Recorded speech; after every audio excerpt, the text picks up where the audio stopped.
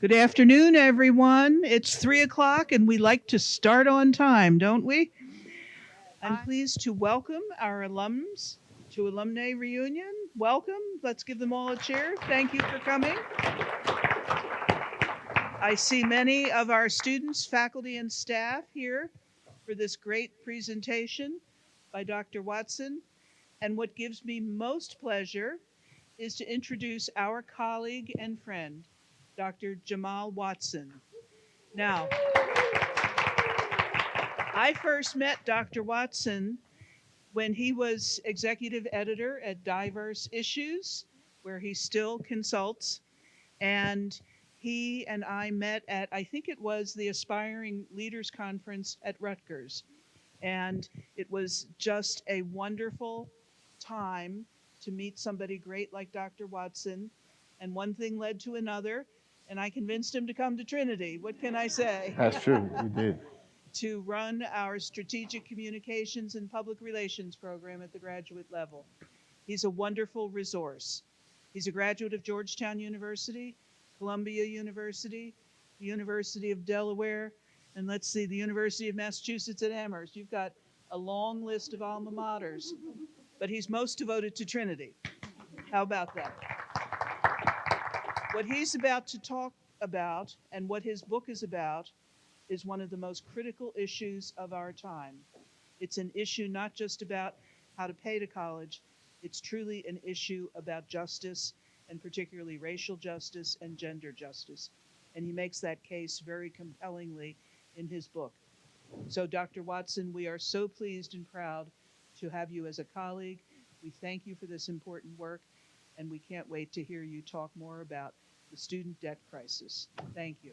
Thank you. I want to thank President McGuire for the invitation. All of us in here know that President McGuire is one of the longest serving college presidents in the nation. And I like to point that out because we benefit from her longevity in this space and her knowledge and her understanding of the issues that impact higher ed. At a time when so many college presidents are afraid, she ain't afraid. So let's give a round of applause to President McGuire for her leadership. And it's true, I came to Trinity because of President McGuire and because of her leadership and her legacy here, which I think will go down, she will go down as one of our greatest college presidents in this nation. I want to start off, if I can, from my book tour. I've been traveling the country. I was in Baltimore 3 days ago, and I've had the opportunity to engage with a whole range of people as I've been out and about. And when I was in Baltimore, I met this young lady who was a graduate of Johns Hopkins University. And during the Q&A period, she came up to me and she said, I make $42,000 a year helping families in crisis. She was a social worker. She said, but my student loan payment is $650 a month. She said, I'm 32 years old and I just moved back in with my parents because I can't afford my rent and my loans. And then she asked a question that really has haunted me for the last couple of days. She said, how is this the reward for doing everything right? And a couple of days earlier, I was in Knoxville, Tennessee, and I met a kindergarten teacher who told me that she made $1,400 every 2 weeks. And she said, Dr. Watson, I'm going to have to quit my job as a kindergarten teacher. I said, why? School just started. She said, I love teaching, but I can't afford to pay back my student loans on the amount of money that I made.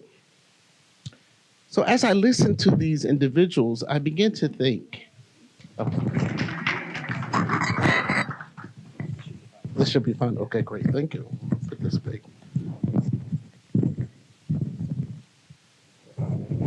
Okay, can you, yep, I think we're good. Thank you so much. Appreciate it. So as I listened to these individuals, I began to think about the impact that student loans have had on our society and the debt crisis that we're in.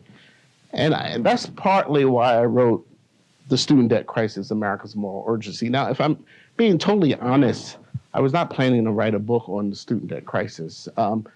I was trying to finish a biography on Reverend Al Sharpton that I've been working on for about a decade. And then I got a call from the publisher saying, I think you should write about student debt. And I said, well, what else can be said about student debt? Because so much has been written about this crisis.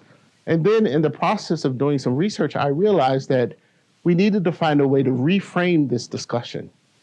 And the reframing of this discussion had to be around the question of morality and had to be around the question of civil rights. So if we began to think about student debt as a moral issue, and certainly as a civil rights issue, I think it added to the discussion that was missing from some of the other literature that was out there. But before I begin, I want us to reimagine, if we can, or at least think about education or higher education as a public good, right?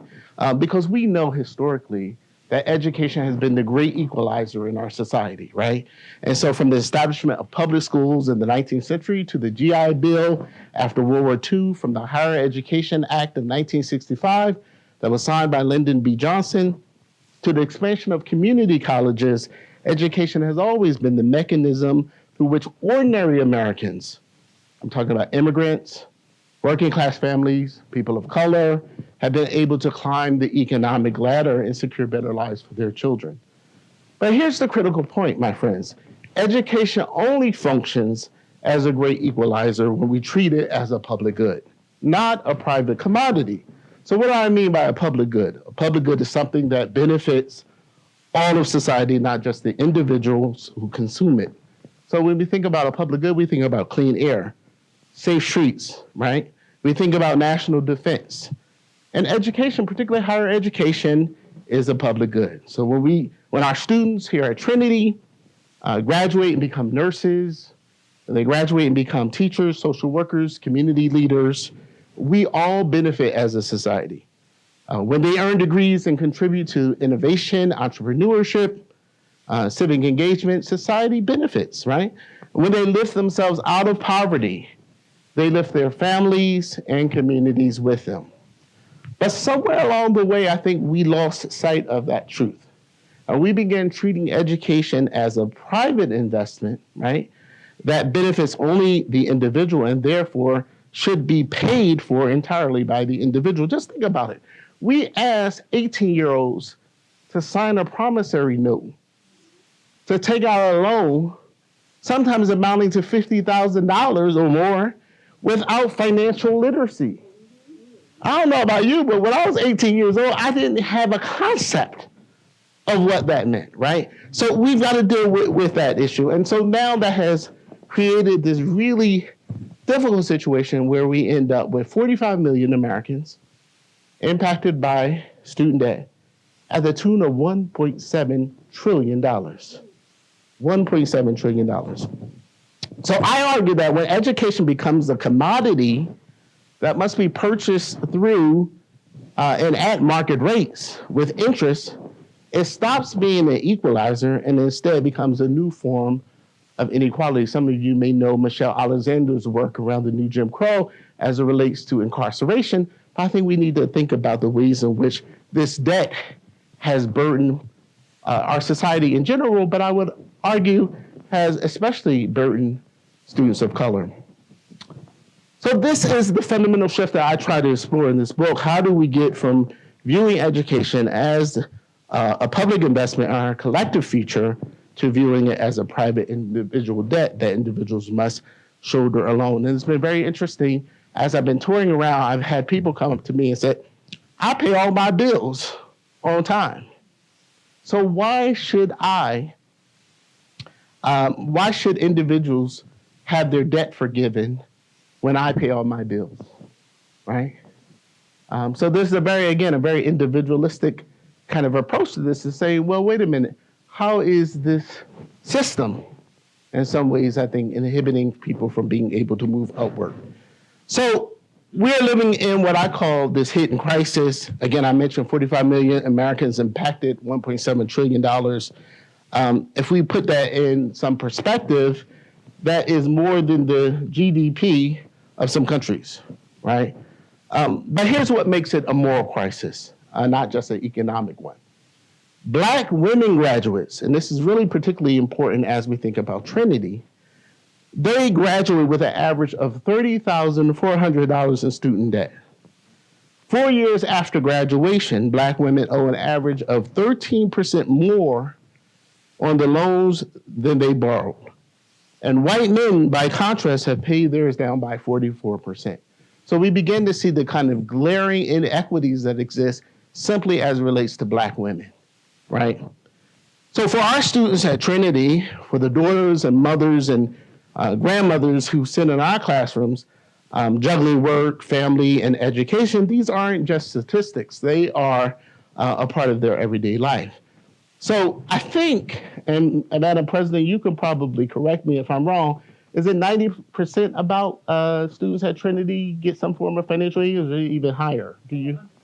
100%. Okay, so my stat is a little off. I thought it was 90%.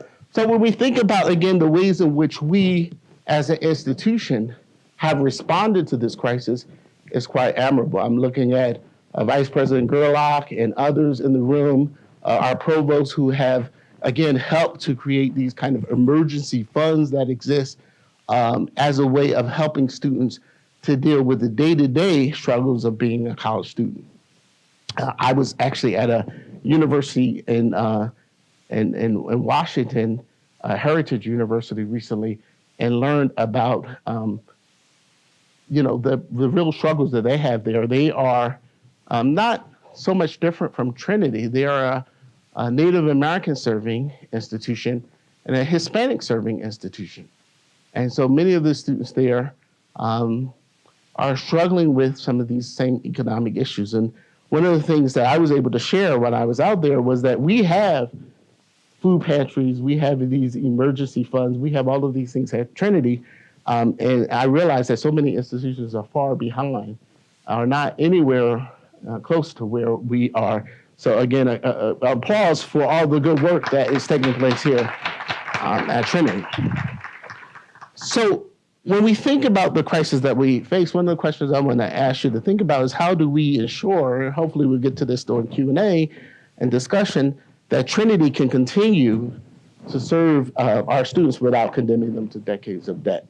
And how do we honor our mission as a social justice institution while also confronting this broken system? So I want to spend just a minute or two talking about the civil rights connection. And I asked Reverend Al to write the foreword for the book because, again, when we think about the legacy and connection of this issue, I wanted to frame it as a civil rights issue. And in the chapter in the book that talks about this, I focus on the Higher Education Act of 1965, which was signed into law during the Civil Rights Movement. And when you compare that to today's predatory lending practices that disproportionately impact Black and brown communities, I think it's really important for us to pause and take notice. Think about it. The same year we passed the Voting Rights Act, we also expanded access to higher education through federal student loans. And the promise was really simple, that education would be the great equalizer, the pathway to the American dream. But somewhere along the way, that promise became a trap. And so the average Black student today borrows 95% of their original loan amount after 20 years of payments. Okay, so that's not just debt repayment, that's almost a life sentence when you think about it.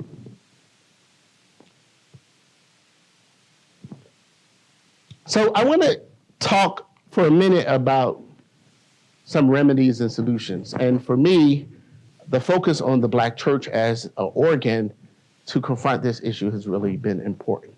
So I grew up in Philadelphia, and when I graduated from high school, I was accepted into Georgetown University. My church, which was First Nazarene Baptist Church, which was right across the bridge, the Ben Franklin Bridge in Camden, New Jersey, they decided that right before I went to college, they would take up a collection offering for me, right? And so they passed the plate, and they passed the plate some more. They passed the plate some more. And then they took all of the money and they put it in a trash bag. And I got home, and my parents, we counted the money, and it was $6,500. Right? Nobody took the money in the back and said, "Oh, let's count it here, and here's a check for you." Right? They just put the money in the trash bag. It was like, "Good luck. We hope everything works out well." Like God blessings on you.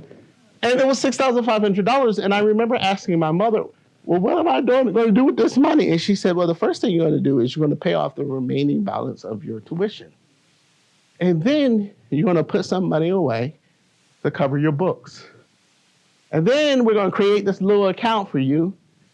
And we're going to have you be able to, access some money from time to time when you want to go and hang out in Georgetown or any other part of the city. And I couldn't believe it, right? These were people who were working class folks, like in my church. They worked at Campbell's Soup, right, the factory. They drove public transportation, but yet they invested in me by sending me off to college with this trash bag, literally trash bag full of money.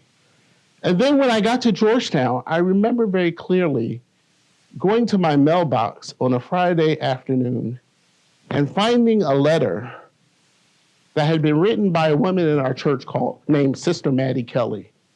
We called her Sister Kelly. She was my Sunday school teacher. And Sister Kelly wrote a note to me, and she said, "Dear Jamal, we're all praying for you. We know you will do well. Here's $20, right?" And she stuck that in the card. And I told my mother about it. Mama said, "Oh, that's so nice. I'll tell her in church. Thank you so much for you." And then the next Friday, I go to my mailbox, and there's another card with another note. "We're still praying for you. We know you're going to do it. We're counting on you to do well." And it was another $20. And that continued, I'll tell you, for 4 years without a break. And my mother would go to church and she would say, "Sister Kelly, stop sending that boy money. He's all right. He's got enough." And she would say, "I'm doing this because it's in my heart. This is what I want to do." This woman was on a fixed income, right? Only had a 7th grade education, but she invested in me, right? She invested in me. And so I tell that story because Sister Kelly helped me to understand philanthropy, right? I didn't understand really fully what philanthropy meant. And often when we talk about philanthropy, we talk about it from the aspect of foundations, right? And those are important. We want that money, right, Madam President? But if you think about the simple act of somebody investing in me, it changed my life. Not only that, it kept me in college, right? Because the $20 helped. Let me be honest about that. But it was those notes, those inspiring notes that said that my entire community back home was praying for me, right? Wanted to make sure that I got through.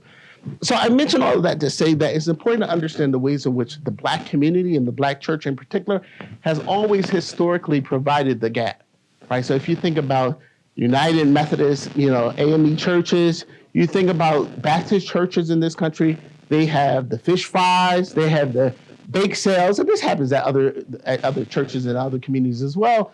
But I wanted to really focus on the ways in which the Black community has really, and the church has really come through. And so I devoted an entire chapter to Adam Clayton Powell, who most people have heard of, Claiborne Pell, who, of course, the name of the Pell Grant, he honors us with that. But most people don't know that Adam Clayton Powell, who was really the fiery congressman from Harlem, was really, really instrumental in also putting and pushing forth access to not only education, but also around the issue of finances. So I mention all of that to say that I want us to think not just about problems as it relates to the student debt crisis, but hopefully think about some things that we can also do and how we can bring about solutions. Because when I think about Claiborne Pell, when I think about Adam Clayton Powell, I think about individuals who were leaders, and they understood that education was more about advancing society than just collective individualism. And so in chapter 4, I break down some of the systematic crises that I think we are facing right now. One is we're dealing with the issue of declining state funding. So since 1980, state support for public schools has really plummeted, right? And so that's been a big problem. We also see the rise of for-profit colleges, and we know we don't need to call their names, but these institutions have historically targeted low-income students and students of color, and that has accounted for a massive share of student debt defaults. We also see administrative bloat, where sometimes faculty salaries have stagnated and administrative costs have skyrocketed, and guess who pays for that? Often it's our students. We don't have that problem here at Trinity, but at other institutions that has been a problem. And also the wage gap. The return on investment for a college degree has in some ways declined, especially for women and people of color. And our students are borrowing more to earn degrees that pay them less. And that's been a major problem at all. So you may be asking, what is the solution? This is all depressing. Where's the hope? So I would argue that the hope is really in this room. Some of us were very optimistic last year about this time. President McGuire brought us all together for the Democracy Symposium. You all remember that? And we were very hopeful. We were very hopeful that things would be different. But things have not turned out the way that many of us had hoped for. But that means that we just have to, I think, tighten our belts and work a little harder. And for those of us, particularly those of us who have studied the history of marginalized groups, historically marginalized groups, we've seen worse in this country, right? And so we know that there is a way in which we can respond. So I think the hope is in this room. The hope is in our students who show up every day despite the odds. And the hope is in institutions like Trinity that refuse to give up on our mission. And some of the hope is in the solutions that I try to outline in this book. So I think there are immediate actions that we can take, and I think there's long-term vision. And then I'm looking forward to some dialogue and discussion to hear your views. Some of the short-term things we can do is we need to find automatic enrollment to income-driven repayment plans. So I was really pleased to see that the American Federation of Teachers, I don't know if any of you saw that news, they sued and they won, again, to deal with this whole issue of the repayment, because when the Trump administration came in, the clock stopped and all of a sudden people had to start paying those loans back. And we understand the impact that COVID had on our communities. We understand the economic uncertainty that existed, and yet those repayment programs began. So kudos to Randy Weingarten, who's the president of the American Federation of Teachers, and others who really fought around that interest. We need to double the Pell Grant. And I see our Director of Financial Aid here. Pell is about now $7,300, I think, dollars or so. And I know that there are many leaders, including our president, who has called for the doubling, at least a doubling of Pell. $7,300 is not enough. It's not kept pace with inflation. It is awful. And so we need Congress to double Pell so that we can make access to these funds available to the most vulnerable of our students. And then we also need stronger regulation as it relates to for-profit colleges, right? And that's something that a lot of people don't want to deal with, but we got to be honest that the vast majority of students of color, particularly African Americans, are enrolled in some of these for-profit institutions. And the question becomes, how does that translate to the helping them move upwardly when they have these credentials, often at very, very high repayment rates.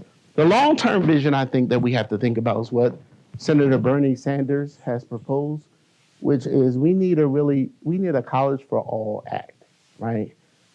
Public colleges and universities in this country should be tuition-free. There's no reason why that should not be the case. And I make the argument that when you look at other countries, certainly we've been able to achieve that, and we have models to look at. We need to treat higher education as a public good, not a private commodity. And we need to restore education's role as a great equalizer, ensuring access isn't determined by the ability to pay or your zip code. And then finally, I would argue is we need some form of reparations. We need to cancel existing student debt. You just need to cancel it.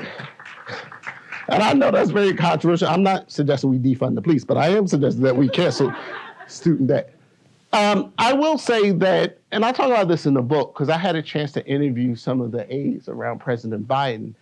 And President Biden was slow to deal with the student debt crisis, right? If any of you remember, when he ran, he said, well, I'm not quite sure if this is something I want to do. He had to be pushed by Senator Elizabeth Warren, Bernie Sanders, AOC, but eventually he came around. So we got to give him credit. He came around. And he had put forth what I thought was a fair kind of proposal. All of that went away. Right? All of that disappeared. So again, I think we have to figure out a way to shift the cultural conversation in this country. And I was talking with the provost before we began, and I think part of that also means that we have to lean into this discussion about morality, which, sometimes and I don't want to be hyper partisan here, but I think sometimes individuals on the left don't want to talk about morality, don't want to talk about spirituality, don't want to talk about God and all that stuff. I think we can talk about issues of morality as it relates to the student debt, and we can build consensus between Democrats and Republicans. I really do. But I think that requires a shift in how we frame the discussion and then be willing to bring people along as we continue forward. So here's what I'm asking from you today. For our students, I want to remind you that your debt is not your shame. Your ambition is not naive, and I want to inspire you to keep pushing, keep dreaming, and I know that there are people like Sister Maddie Kelly who are fighting for you, right, as she was fighting for me. To any alums in the room, here's my pitch to you. Many of you may not have faced the student debt when you were students here at Trinity, but we're in a different era.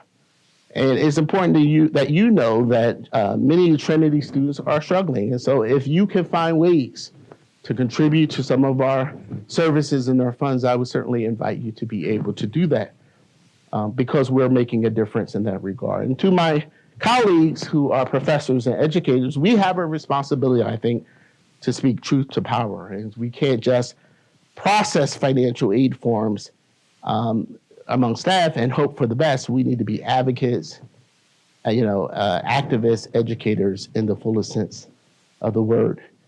And I know for policymakers out there, I would say that we need systemic change. Band-Aids won't fix a broken bone, and so we need to reimagine what higher education can and should be in this country.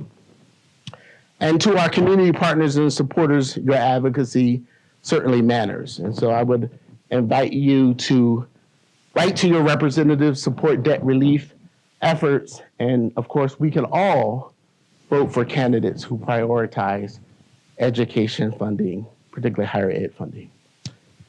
So I'll close, and then we'll open it up for questions and discussions. I'll close with the words that I opened my afterward in the book, which is borrowed from Reverend Jackson, which is keep hope alive.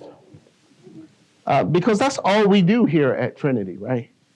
We keep hope alive for students who others have written off. We keep hope alive in communities that have been systemically disinvested from. We keep hope alive in the belief that education can still be a force for liberation and not exploitation.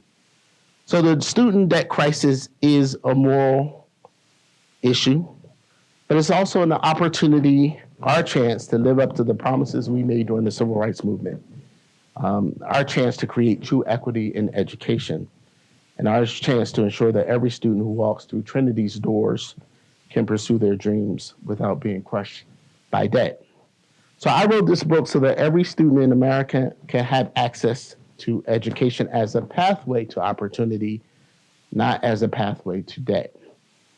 So thank you for your time, for your dedication to Trinity's mission, and for being part of the solution. And I'm happy to take questions. But before I do that, I want to ask 3 questions that I think I want you to take away from this, and perhaps we can use those discussions to frame our back and forth. The first question is, how has student debt affected the life of students that you work with, right? So what are the stories you're hearing? Two, what role can Trinity play in advocating for policy change? You should think about that. And then finally, what creative solutions have you seen that help students manage or reduce debt? I'll open it up for questions. Thank you.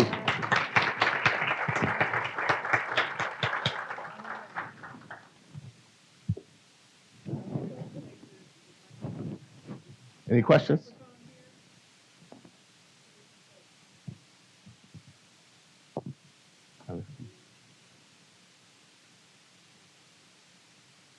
Testing. Good afternoon, everyone. My name is Shelley Mitchell-McMillan. I'm Associate Director of Admissions in CAS. And so in response to your question, how are students responding to student debt, right? And so most of the students that we're working with, we're talking to them, of course, about loans being an investment in yourself. Well, they've had bad experiences from family members and the like, and I don't want to be in debt all my whole life. So they're opting not to take out the loan and then go to the preparatory school, which actually further puts them in debt, and they don't realize it because their conversations aren't happening in the home. Thank you. So maybe one of the things we need to do is think about, again, financial literacy. I know Dean Sita and I had talked about that as well. I mean, I think that's part of the conversation, and it has to happen before students even get to college, right? So how can we start conversations about student literacy as early as middle school, right? So we have students thinking about this, right? I think that's important, but thank you for sharing that. Other questions?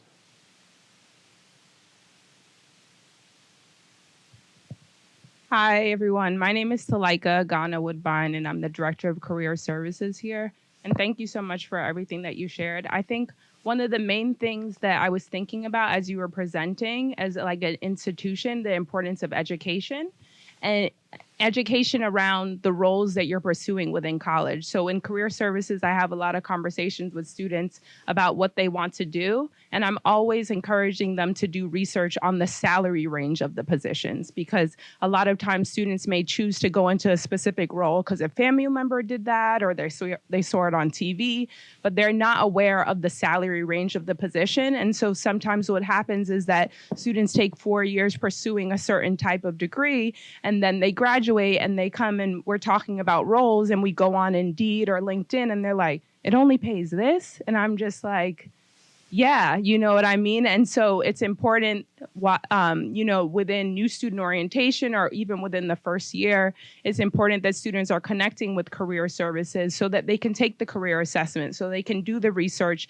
and understand I'm choosing this major and to go into this role, and this is the expected salary of that, so that they can make informed decisions. I think that's one piece. And then the other piece is just around financial education, as the previous person shared. But I think when you think about student debt, it's not just the debt from school, but just like the debt of living, right? So oftentimes, like credit card companies,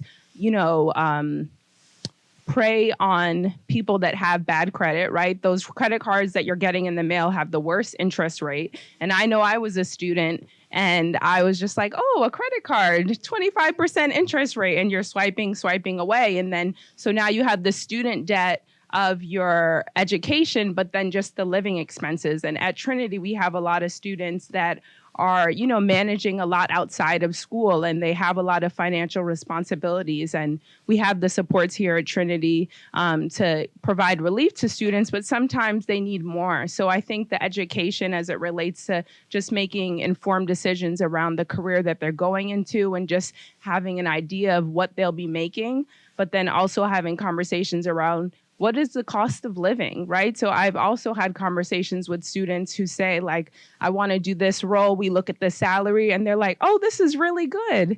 And they've never lived on their own before. So we break it down. I'm like, okay, rent is going to be this, groceries are going to be this. Does this salary still look like a livable wage? And they're like, actually, no, right? So I think the research is really important early on. And then the other piece around just financial education in the household, because as we know, people of color, like, we're not getting that information at home around just financial literacy, investing in brokerage accounts, Roth IRAs from a young age. So just education. And I think that we can all do that because we all have our own personal experiences to share with students. Yeah, no, those are great suggestions. Thank you so much. Others, yeah. Hi, I'm a student here at Trinity. I'm a junior. My name's Anaya. Nice to meet you. Nice to meet you. My question is, I know the book focuses on America's like that, but like when you were doing your research, did you find any international comparison, like other countries where they their education systems do they experience depth as well? Because I know like schools in Europe or they say they're like more free or lesser cost. So I was wondering, did you find anything about other countries and their education? Yeah, no, I'm glad you raised that question, and I do include it in the book because if you look at some of the international global models, they are much further ahead around this issue than we are.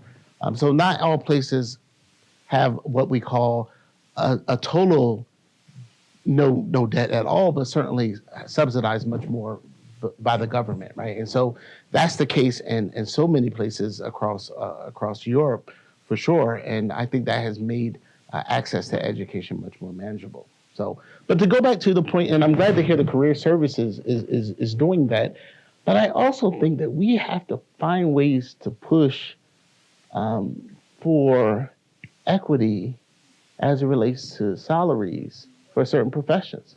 So how is it possible that teachers in this country, again, I told you the story about the kindergarten teacher who's thinking of quitting her job. If she quits her job, that means that's one less person to take care of our babies, right? So we need her, and she seemed good. We need her in the class. But I'm also thinking again about why this is a problem. So if individuals are not going into nursing in certain parts of the country because it's not paying, well, how does that hurt us from, a global, linking the two issues, from a global competitive perspective? Because now we don't have nurses in urban and rural areas. Now we don't have teachers. We know the shortages that we have in terms of teachers, particularly Black males, right? We have a major, major crisis in this country as it relates to Black male teachers. And so again, why can't we raise those salaries so that we give people a decent shot at being able to do something that they really want to do, and at the same time, not have to work 2 or 3 jobs in order to make ends meet? What pains me as an educator, I don't hear it too much because I teach graduate students, but when I used to teach undergraduate students, students would sometimes come to me and say, Dr. Watson, what I really want to do is this. And I say, okay, cool. But I can't do this because it doesn't pay enough money. And I said, well, what do you really want to do? What I really want to do is this. But I can't do this because I need to make enough money because my families depend on me to help. Like, that's not acceptable in a society that claims that we believe in, access, and we believe in the opportunities, right? So we've got to change that framework, I think. Good afternoon, everyone. I'm Miss Nakia Leach-Cedro. I'm alumni and graduate from 2021. I just want to first say thank you to Dr. Watson Thank you. for this book. I can't wait to really sit down and really read it. And I'm glad that I came today, in particular to this session, because that's something as an alumni that I personally am facing even now. And since graduation, that's what I wanted to know. I am first-time generation. College graduate. I came to Trinity and I was able to be blessed to be around so many wonderful people, as far as the professors and different people who helped me to be able to get my bachelor's degree in human relations. And I'm saying that because I had always had a passion for ministry, the Word of God, and I'm on another playing field now, but at that time, when I came to the college, I wasn't as understanding as to a lot of things as I was after leaving the college, right? So I would always be in the community looking at the disparities that we had. I would take out of my personal money, go feed the homeless, do a lot of things. You're talking to someone who was separated, basically had to fend for myself, had to come to school, and I was living off of student loans and credit cards just to pay my way through, to get to my degree. I had refused to be in debt to the government and did not receive my degree. So I can honestly say thank you, to the good Lord for being able to see me through, along with a host of these other wonderful people I'm around today that made sure that they put certain resources in place, made sure they mentored and counseled me to say, don't give up, to continue to, go to, do whatever you have to do to finish the school. Why am I bringing this issue up and giving a part of my testimony? Is because I'm looking at everyday life for me currently now, and so many more people, in particular, especially in the DC area, who have come to college, gotten a degree because we were told that this would open up many doors for us, many channels for us to be able to get, have better career choices and get money to feed yourself, feed your family. And that's not exactly what happened. You understand? And at the end of the day, it's a systemic issue. And the systemic issue is what you talked about as far as not being able to have the pay to match the cost of living and to be able to pay for the things that you need even after school. That's what's happening now. Because why should I work, or why should I be inside of a network or inside of a system that says, go to school, pick something that you like, but then when I get there, and then on the flip side, when I find out the numbers and that I'm not going to be able to live off of it, then I'm going to be forced to take a job that I don't like. You understand what I'm saying? I still decided to follow my passion and do human relations because I love the homeless community. I love being able to deal with the people who have a lot of issues as far as substance abuse, alcohol abuse. And no matter what, I want to be able to still give back to that community. So I decided to continue, get my degree in that, and that's what I'm currently working in now. But guess what? It does not pay the bills. And even when I take on a second job, I'm spending so much of my time, so many hours I'm giving a day to jobs that, again, are public service jobs. You understand what I'm saying? That does not even pay you the money that we have spent in school just to get this degree. Yeah. So I say all that to say that it starts from the governmental level of being able to raise, let's look at our salary. Let's look at when the last time we had a really good raise. Every year, my apartment complex charges me $20 to $50 more just to be able to go up and say the economy. But how much am I getting paid on my check? Like cents.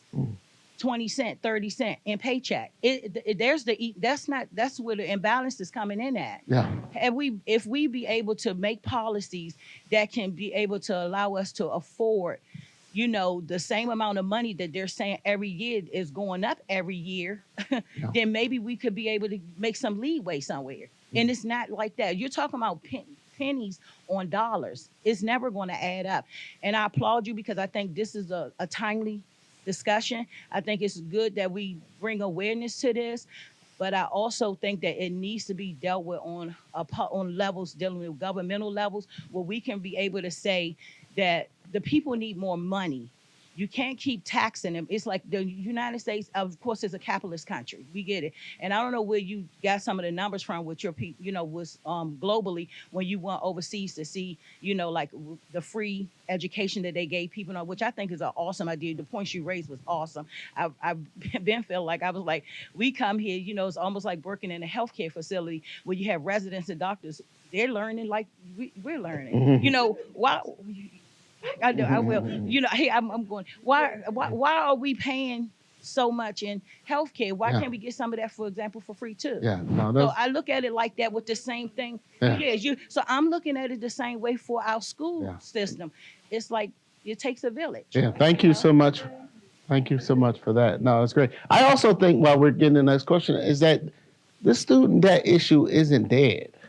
I think there is a way for us to circle back to really provide some real relief down the road. I also don't think diversity, equity, and inclusion is dead. I think institutions and organizations are giving up way too quickly. And I think the reality is that sometimes we have to hold tight and we have to be willing to resurface stronger and to make the compelling argument because we're on the right side of the issue. And so I'm very, very concerned about, again, our sense of throwing our hands up in the air and thinking that we've defeated, as I mentioned before, and I see Dr. Monroe, who's a great historian in the room, that we've seen this before. The civil rights movement. We've seen it around the women's rights movement. We've seen movement. So we have a template for how to respond accordingly. Hello, my name is Elder Dr. Jacqueline Norris. I'm a graduate of 2010. I like your question. I have lived with your question. I am an environmental justice advocate. I am also a doctorate of marketplace ministry as it relates to womenist theology using the Club Women movement. And most of those women were entrepreneurs. They used their particular degrees, like Ella, a lot of them, to create their own businesses. There is a movement now with a lot of the HBCUs, Clark, Spelman, so many, where women, especially Black women, are creating their own entrepreneurial businesses. So that's a way that I think that people can move out of debt. Secondly, the government is now paying those individuals who went to Trinity, who have been in the government system for a long time, me 40 years, so I know the system. And you have to have an expertise, a subject matter expert to work in the field to get the money you want as it relates to human relations. It was Trinity that forced me to go into human relations. It was this lady who was my advisor right there, the provost. Provost. She got on my nerve, but yeah. And she helped me to think about not only me, the other students, suppose you are unemployed. So what? What you gonna do? So what? They didn't pay you. Now you got the degree. What you gonna do about it? Because nobody can help you to do what you wanted. That's all I'm gonna say. Thank you. Thank you very much.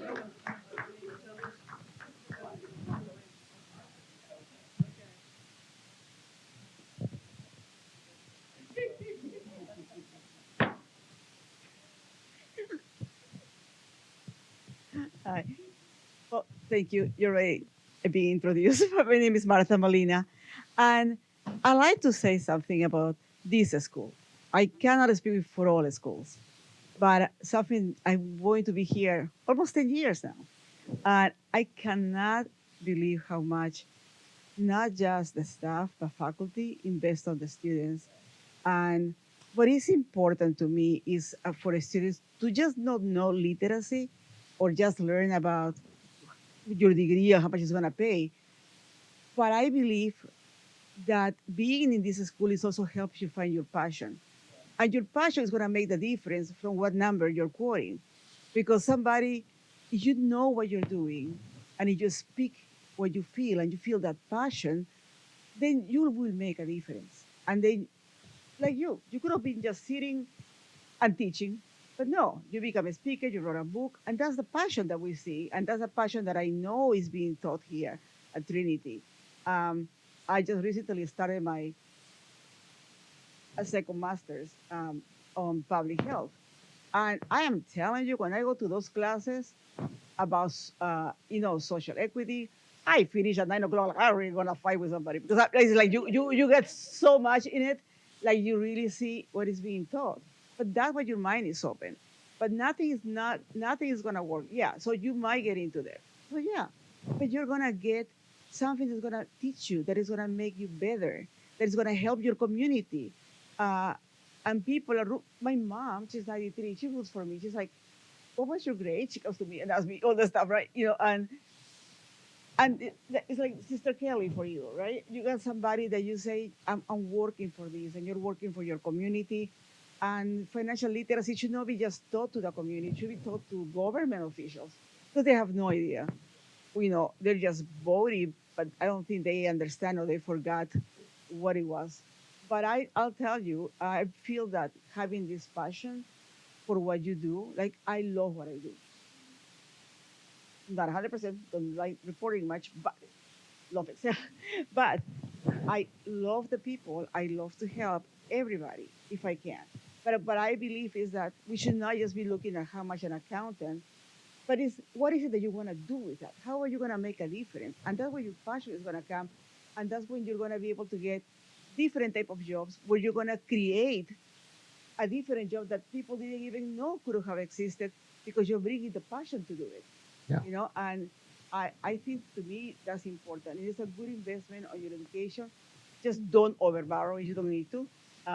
Unfortunately, just so you all know, the schools cannot limit borrowing. If you ask us to borrow something, we need to give it to you. It hurts us. And then are you sure? But you don't need this. And then, but we can. So it's not sometimes the school does making you borrow, sometimes the students. So it has to be, I guess, as somebody said, I guess you about starting middle school, starting when they're little, starting budgeting, but also teach them that you need to be who you are. You cannot be somebody else. You don't want to be just this accountant. You just go sit down and type. You Yeah. want to be who you are meant to be. Yeah. But sometimes you're going to have to invest for that. Yeah. You know? Yeah, no, that's a very good point. Thank you so much. I also think just quickly that we have an obligation to give back. So that means that when you've had a great experience at Trinity, when you become an alum, you should write a check. Now, it does not mean that you have to give a lot of money. No, I'm serious. It doesn't mean you have to give a lot of money, but it means that you give back to an institution that gave so much to you. I give to Georgetown University every year.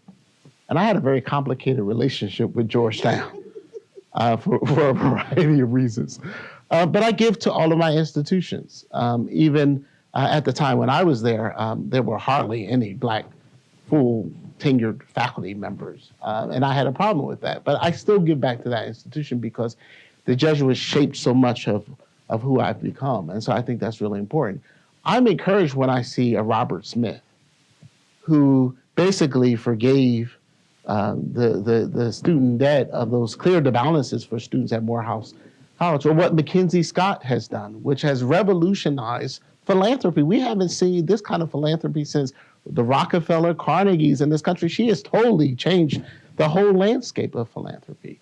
And so we need to find ways, and we may not be able to do a Mackenzie Scott gift or a Gates Foundation gift or that kind of thing, but I think we can all put our dollars and resources back to the institutions that supported us. So you mentioned Sister Kelly. I didn't tell you this piece to that, is that the first thing I did when I got my first job was I created a scholarship at my church in name of Sister Maddie Kelly. And that still is in existence to this day. And so I fund it totally on my own because, again, she's passed away, but I wanted her memory and legacy to continue. And so that is still at my church, First Nazarene Baptist Church in Camden, New Jersey. And some worthy recipient receives it every year. I'm not involved in the process. I don't want to be. I just write out my check and I give it to them and I support as a way of giving back to this woman who invested so much. Dr. Watson, you're amazing. Oh, thank you so much. Thank you. And thank you for your note about giving back. I have two things I want to share. One is personal and one is about a wonderful benefactor. The first that's personal, I think the message about you have to know what career you're going into is really important. And thank you, Suleika. But I do think the balance also that I've heard, that you have to do what lights your passion and what you love. And sometimes there's a trade-off between how much money you're going to make and whether you love what you do. When I was graduating from Georgetown Law School, I was in the car one day with one of my friends, and he said, "What are you going to do when you graduate?" And I said very proudly, "Oh, I'm going to run the street law clinic." The street law clinic teaches kids in the DC public schools about law and the legal system. It's a juvenile delinquency prevention program. And the salary at that time was very, very low. My friend Ron looked at me and he practically crashed the car we were in. And he said, "Why are you doing that? You'll never make any money. You'll never amount to anything. You're throwing away your opportunity." Well, I went and I ran the street law clinic for 5 years. It was the best thing I ever did. It taught me all about education. There were days when my student loan bill would come in. It was $30 a month, and I couldn't pay it. and I had to postpone payment to the next month. That's how old I am. That was a long time ago. You're probably thinking, well, you're getting bills that are 10 times that, but it's all relative. But I took the job I loved, didn't make any money for a long time, but I can tell you I wouldn't be at Trinity today if I hadn't taken that job. So that's the other thing to keep in mind. Sometimes the opportunities come in ways that you can't map out. You have to make yourself available for opportunity. And sometimes you do make sacrifices and you have to figure it out. And it doesn't mean you're there forever, but you're working your way through. And that's just a little fervorino I give. Now, on the very positive side, and this has been a wonderful conversation, at Trinity, we are very interested in how we can keep reducing student debt. We do not like it when you have to take loans. That is not in anyone's interest, but we need to get our bills paid. So sometimes we'll say we have, our average student grant is pretty large, but there's still a gap. And thank you, Martha. Thank you, everybody in enrollment services for doing that. But sometimes we have to say, well, you're still going to have to take a loan out. And we know that's a problem. We work with benefactors who help us in certain areas to close that gap. And we haven't announced this yet publicly. I hope you don't mind, Dean Noonan, but I signed the agreement this morning. Our very good friend, Bill Conway, any Conway scholars here? Well, this is for nursing. Our nurses earn very high salaries, actually. The average Trinity nurse after 4 years is making $92,000, wow. The highest in the Washington region. That's good. That's a good paying thing. Well, Bill Conway has been funding our nurses for a number of years now. And this morning I signed an agreement in which he will invest $30 million wow. in Trinity nurses over the next 6 years. So that's thanks to Dean Noonan, Dr. O'Reilly, our nursing faculty. He knows that his money can transform lives, not only of the patients of our nurses, but of our students who become nurses. And we're looking for benefactors who will do that in other major programs as well. But we've seen how Bill has transformed that. And so our nurses, he wants our nurses to have no debt when they graduate. Wow. So those grants go to help our nurses have good careers, well-paying jobs, and no debt. Those are two stories. That's great stories. Flowing from there. Yeah, I love it. And we're working every day to find other benefactors who can give as much for all of the other disciplines in the room. I see the other faculty saying, well, what about me? Dean Gorawara saying, what about education? Dr. Monroe saying, what about history? Well, we're working on it. We're trying to find all of those as well. How about a round of applause for Dr. Watson?